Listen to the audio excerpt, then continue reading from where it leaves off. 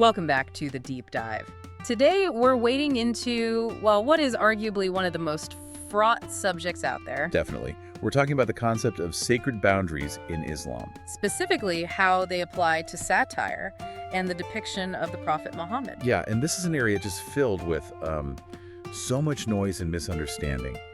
Our goal today isn't to debate, the merits of free speech versus religion. No. It's to cut through all that and really synthesize what classical and, maybe more importantly, modern Muslim scholars actually say. Right. So we've gone through a lot of sources that respond directly to the hardest questions, the ones from skeptics, from secular critics, about prophetic honor. And we want to give you a structured view, a nuanced one, that shows the huge internal diversity within Islamic thought itself. So no single easy answer here. We're looking at a whole spectrum of responses. Before we jump into the really hot-button issues, the sources all point to 5 sort of foundational ideas that frame the whole discussion. Yes, we have to start there. These 5 concepts really establish the spiritual and the emotional terrain. Okay, so what's number 1? The first is the idea of sanctity, or irma in Arabic. Scholars emphasize that Muhammad is not just a historical figure, he's the final prophet. The seal of prophecy. Exactly. So, insulting him is seen as an attack on the moral and theological foundation of Islam itself. It's an attack on the message, not just the man. Which I imagine connects directly to the second idea. It's love-based reverence. It does. I think this is where a lot of secular critiques just miss the point. The prohibition isn't some abstract rule. The scholars we looked at stressed that the intensity of the reaction is rooted in a really deep, visceral, emotional loyalty. It's a personal injury. A deeply personal injury, yes. Yeah. And that personal injury immediately becomes a communal harm. That's the third principle. Okay. Blasphemy isn't treated like a private disagreement. It's seen as a social provocation, something that threatens the cohesion and dignity of the whole community. That makes sense. But this next one feels key, and it's often forgotten. The distinction between a sin and a crime. So important. Just because something is a grave sin, like insulting the prophet, that didn't automatically mean, in classical law, that the state had to punish it with death. There was always a debate. So morally wrong doesn't automatically equal capital crime. Exactly. And the 5th point, which is the most critical for today, is the universal condemnation of vigilantism. Meaning private individuals taking justice into their own hands. Yes. The overwhelming majority of contemporary scholars from every major institution, they reject private violence.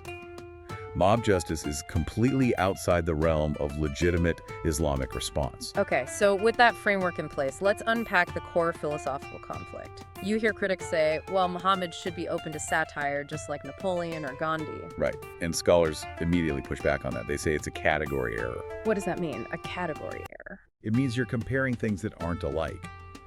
Muhammad, in the Islamic tradition, is not primarily a general or a politician. He is a moral exemplar, a divinely protected prophet or imam.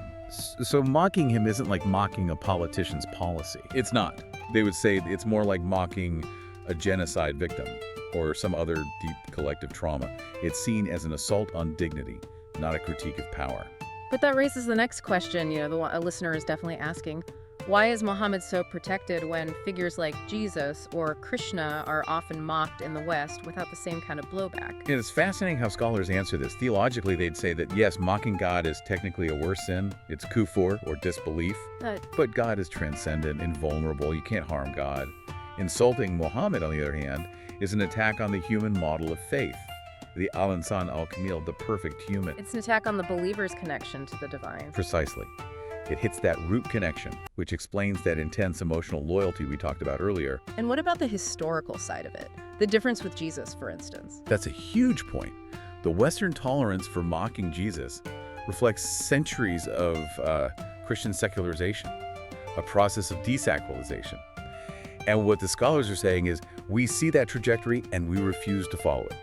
They're trying to hold a boundary. Okay, which leads us right into the clash with freedom of expression. The classic argument is that speech should be absolute. But scholars counter that, well, absolute free speech doesn't actually exist anywhere. They point to things like hate speech laws, defamation. Exactly. Or Holocaust denial laws in many European countries. Every society draws lines. So they frame insulting the prophet not as neutral critique, but as a form of religious hate speech. That's the argument. that freedom doesn't mean freedom from consequences or from the responsibility to maintain some level of social harmony. And what about the charge that they're trying to impose Islamic law globally? That's a persistent myth. The sources are clear. Mainstream scholars are not demanding that, say, France or the US adopt Islamic blasphemy laws. So what are they asking for? Something more foundational. Ethical restraint. Social respect. They're making a moral appeal for civility based on mutual dignity, not a legal demand for enforcement. That's a really important distinction. It's an appeal, not religious imperialism. Exactly. Now, we have to turn to the paradox that always dominates the headlines, the violence. Let's start with absolute clarity here.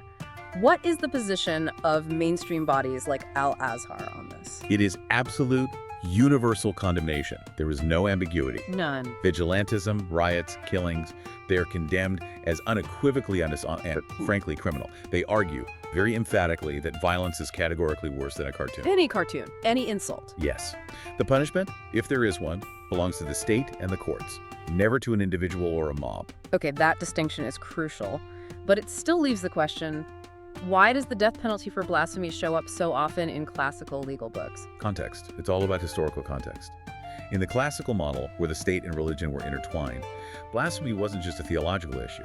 It was political. It was often equated with treason or sedition, an attack on the very foundation of the state's order. So less about hurt feelings and more about attacking the spiritual foundation of the body politic, like treason against a king in medieval Europe. That's a very good analogy. But, and this is critical, contemporary scholars overwhelmingly reject the death penalty for speech today. Why this shift? They argue that those punishments aren't divinely fixed. They were judicial interpretations ET had for a specific time and place. And they strongly advocate for modern systems to prioritize restraint, patience, and mercy instead. And that idea of mercy brings us to a deep internal tension, doesn't it? Because the Prophet Muhammad himself often forgave personal insults. Oh, absolutely. The anecdotes are the heart of the matter. The Taif incident, where he's stoned until he's bleeding, and he still prays for the people. Or the story of the woman who threw garbage on him and he visits her when she gets sick. He consistently chose mercy over personal vengeance. So how did classical jurists square that circle? His personal forgiveness on one hand, and severe state punishment on the other. It seems like a contradiction. It's a huge point of debate. They developed a distinction. They said he had a personal right, which he was free to forgive, and he almost always did. Okay. But then there was the right of the prophetic office, the institution. Their argument was that after his death, since he can no longer forgive insults to his office, the community must protect its honor. A defense of the institution, not the person. Right.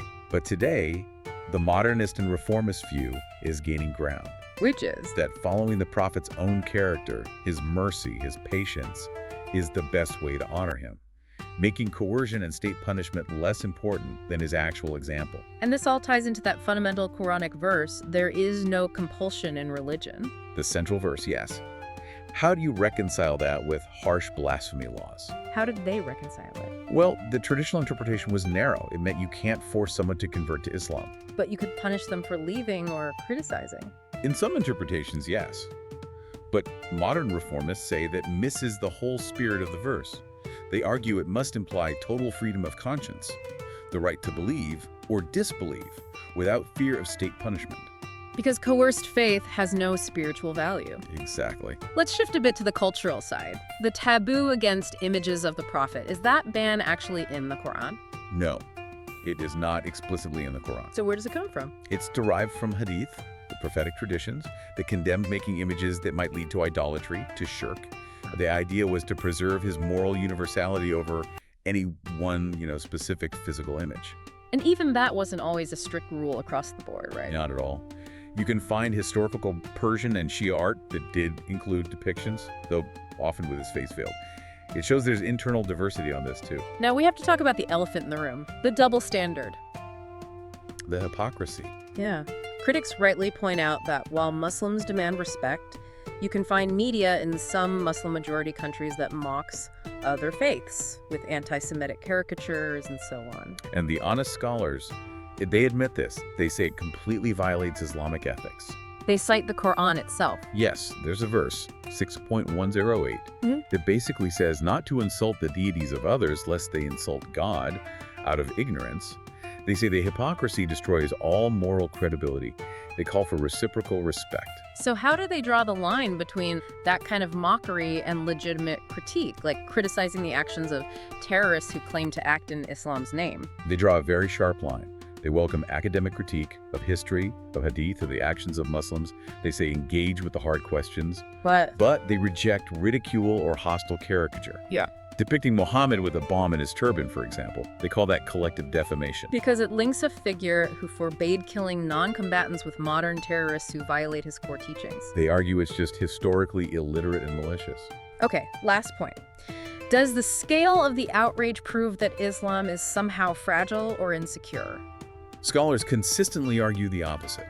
They say the faith itself is secure. The reaction isn't about intellectual fragility. It's about what? It's about intense emotional loyalty and a kind of collective identity defense. For many communities, this is layered with trauma from colonialism and marginalization. An attack on this central figure feels like an attack on their dignity, their right to exist. The analogy they use is powerful. If someone insults your mother, your anger doesn't mean you're insecure about your mother's honor. Exactly. It's a natural, visceral response to a violation of something you hold sacred. It reframes it as an emotional defense, not an intellectual panic. That makes the emotional piece of this much clearer. So if we zoom out, what's the final synthesis from this whole deep dive? I think it's that there is no single monolithic Islamic answer, but there is a very powerful, very consistent, mainstream contemporary consensus.